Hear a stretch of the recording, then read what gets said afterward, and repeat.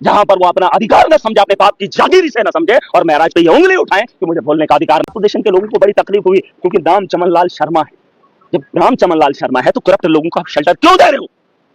किसी को इजाजत नहीं है। ये हाउस जितना इनका उससे ज्यादा। कल मैं जब यहाँ से वापस जा रहा था 1:30 बजे के बाद, तो बाहर मुझे लड़कों ने घेर लिया और वो मेरे पाँव पे गिर पड़े और उनकी आंखों से आंसू निकल रहे थे। उन पर लाठियां बरसाई गई थी। माह रमजान का महीना था। उन्हें एक उम्मीद है कि उन्होंने एक सरकार को चुना है और ये वो सरकार थी जहां पे मैं बात करना चाहता था, लेकिन यहाँ पे ट्वीट की बात हो रही थी जिसपे मैं शर्मिंदा था कि 20 मिनट हाउस इस ट्वीट के लिए नहीं है। पॉइंट ऑफ इन्फॉर्मेशन मैंने रखा है। मैंने बात रखी है जिन नौजवानों को लूटा गया है, जिनके विश्वास को, जिनकी जिंदगी को तबाह किया गया है, वो कोई एक रेडी वाला नहीं है, वो कोई आम आदमी नहीं है, वो कोई ठेकेदार नहीं, वो कोई क्रशर वाला नहीं है, बल्कि इस ऐवान के बाहर जो इस सिस्टम को चलाने वाला एक ब्यूरोक्रेट है जिन्होंने उन लोगों के साथ जुल्म किया है, उनकी नौकरियों के साथ खिलवाड़ किया है। एक ही परिवार के 7-7 लोगों को नौकरियां दी है, जिसे आप फायर एंड इमरजेंसी के नाम से जानते हैं। आप जानते हैं ये वही लोग हैं जो जिन्हें आप ब्यूरोक्रेट कहते हैं। उसी ब्यूरोक्रेट के रिलेटेड मैंने एक बात रखी।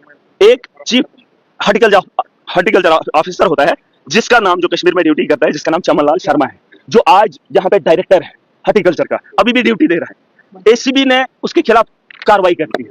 2021 से लेकर 2024 तक वेरिफिकेशन करती है। कब से लेकर? 2021 से लेकर 2.5 करोड़ का घोटाला स्कैम साबित होता है। एसीबी जो है जेडी को लिखती है कि हम इसके खिलाफ कार्रवाई करना चाहते हैं और इसने जो है करप्शन करा है 4 साल के बाद ये यहाँ से लेटर निकलता है जेडी का 30/1/2025 को कि आप इस पर लीगल कार्रवाई कर सकते हैं, इसके खिलाफ एफआईआर कर सकते हैं। इसका नाम है चमन लाल, जिसने 2.5 करोड़ का हेरा फेरी कश्मीर के अंदर किया है जब वो चीफ हॉर्टिकल्चर ऑफिसर था। अब मुझे बताओ, उस आदमी को 2 महीने रिटायर होने को, कितने? 2 महीने। वो 2 महीने के बाद जब रिटायर हो जाएगा, उसके बाद एसीबी किस पे कार्रवाई करेगी? 2 महीने हो गए, सीबीआई कार्रवाई क्यों नहीं कर रही?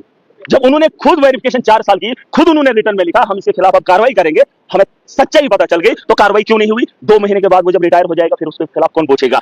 कानून एक गरीब के लिए। ये जो तानाशाह यहाँ पर बैठे हैं, जो लड़के सड़कों पे पिट रहे थे, उनको लूटने वाले भी यही ऑफिसर्स हैं। अब मुझे बताओ, इनके गरेबा तक हाथ कौन डालेगा? कौन डालेगा उन जालिमों के खिलाफ हाथ, जो हाथ मेरे मजलूम को कुचलने का काम करते हैं?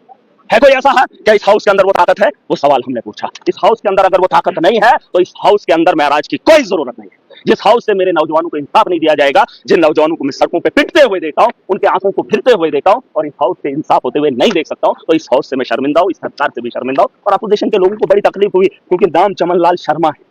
जब नाम चमन लाल शर्मा है तो करप्ट लोगों को आप शेल्टर क्यों दे रहे हो? किसी को इजाजत नहीं है। ये हाउस जितना इनका उससे ज्यादा मेरा है और मैं चुन कर आया हूं। मैं भाजपा को चेतावनी दे रहा हूं, जहां पर वो अपना अधिकार न समझे, अपने बाप की जागीर से न समझे और महराज पे ये उंगली उठाएं कि मुझे बोलने का अधिकार नहीं है। ट्वीट पे 20 मिनट बहस होगी, इनकी बातों पे 4-4 दिन भर होगी, लेकिन एक नौजवान की पिटाई हो रही है, नौजवानों के रोजगार के बारे में बात करने के लिए कोई तैयार नहीं है, तो महराज जी हम बेसब्री से इनका तमाशा देखिएगा इस हाउस के अंदर। नामुमकिन है। सवाल बाहर भी उठने चाहिए जम्मू कश्मीर की बेहतरी के लिए, अंदर महराज पूरी ताकत से नहीं रोकेगा। जब बेहुदा सवाल उठेंगे, महराज इन्हें रोकने का काम करेगा। मैंने स्पीकर साहब को कहा, ट्वीट पे कट मोशन पे क्या सवाल है? क्या इन्होंने कोई अफलातून का सवाल लाया होगा? अरे कट मोशन में भाजपा तो चीख ही रही है। 10 साल से बीजेपी और पीडीपी ने मिलकर लूटा। आज सवाल सरकार से पूछ रहे हैं कि भाजपा के उस अलायंस के साथ, जिस अलायंस के साथ न्यायाती की है और जम्मू कश्मीर को लूटा है, कट मोशन में भाई साहब मैं पूछना चाहता हूं पीडीपी के, फिलहाल उनसे मैं बात ही नहीं करना चाहता हूं, वो तो कैटेगरी के है ही नहीं, वो कैटेगरी में है ही नहीं। क्या है उनका सवाल? मैं जानना चाहता हूं, मैं उनका जवाब डिपार्टमेंट से खड़े लेकर।